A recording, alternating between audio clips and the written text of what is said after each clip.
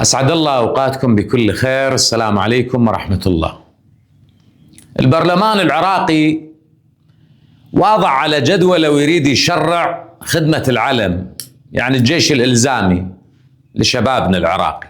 خلينا نشاهد هذا المقطع، اسمعوا وشاهدوا. والله سيدي تعبان. شنو تسولف لي؟ المرقة تجي بس مي. هسه شفت المرقه بطاطا اليوم. والله مي هاي احنا عندنا جبنا للنقاط.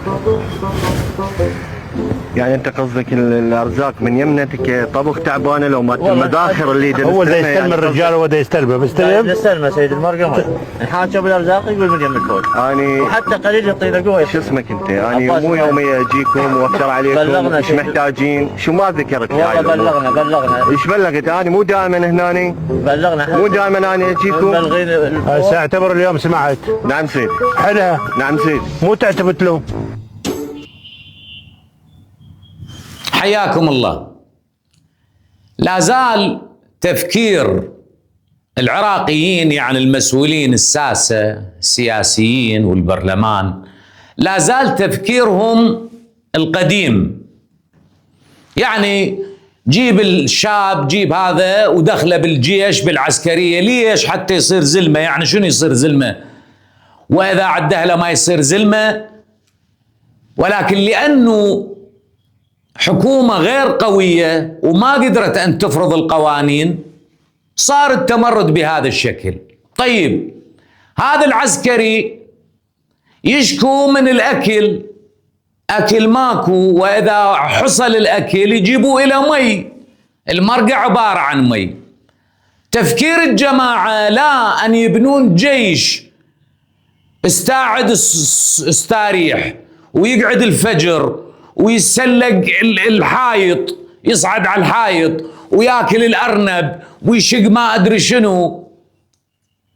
يا معودين، العالم الآن بدأ يحارب بالمسيرات من الدولة مالته وهو موجود بالدولة يدوس. الآن حرب صواريخ، الحروب حرب صواريخ، ماكو شيء اسمه جيش بري أبداً. اللي تريدون تشرعوه هو عبارة عن ملف فساد. تريدون تبنوا لكم ملف فساد جديد. خاف الملفات هذه مال الفساد والسرقات اللي نهبتوا العراق، فبقى هذا الباب باب وملف فساد كبير.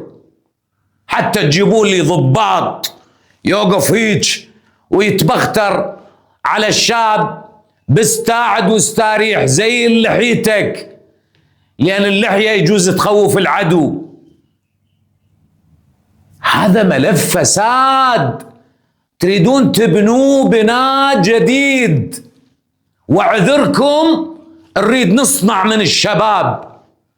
وليش الشاب إذا بالبيت ويلقى إعلام صحيح، إعلام حقيقي، ويلقى تربية حقيقية، ويلقى حكومة توفر إلى الكرامة، الشاب ينحرف؟ لا، ما ينحرف أبدا، ما ينحرف. هذا الرسالة اللي أنا أريد أوصلها. قبل لا أختم، الجيش العراقي لفترة من الزمن ما كان جيش عراقي، كان جيش لصدام حسين ولعائلة صدام حسين. يعني من 1980 يوم اللي استلم صدام حسين الرئاسة بمؤامرة لإسقاط أحمد حسن البكر، أصبح الجيش جيش عائلة صدام. ضباط كبار يكونون حماية لساجدة، وضباط كبار يكونون حماية الخير الله طلفاح، وضباط كبار يقفون تحت رحمة عدي وقصي. هذا جيش كان جيش صدام، ما كان جيش عراقي. من المعيب أن نسميه جيش عراقي. فواحد من فلاسفة العصر تهجم علي، كيف تقول هالشكل أنه جيش صدام؟ احنا جيش العراق اللي ثرى من الفرس. طيب انت تكره ايران، وعيونك خال بس عين واحدة مفتوحة، ما تريد تحكي الحق. قبل لا تفرم الفرس وتفرم إيران ما كان فكرت كيف أنه صدام حسين وعائلته كانوا يهينون الجيش. شاهدوا هذا المقطع.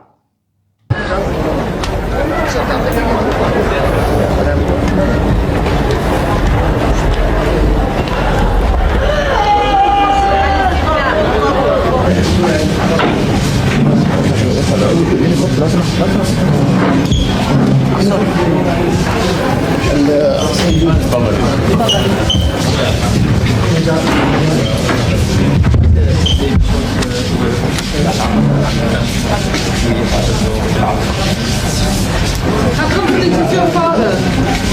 Does he believe you'll win?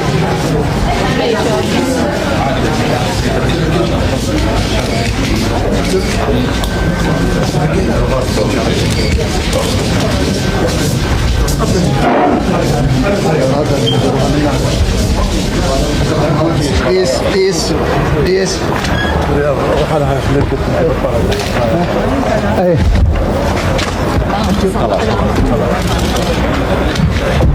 خلاص شوي شوي.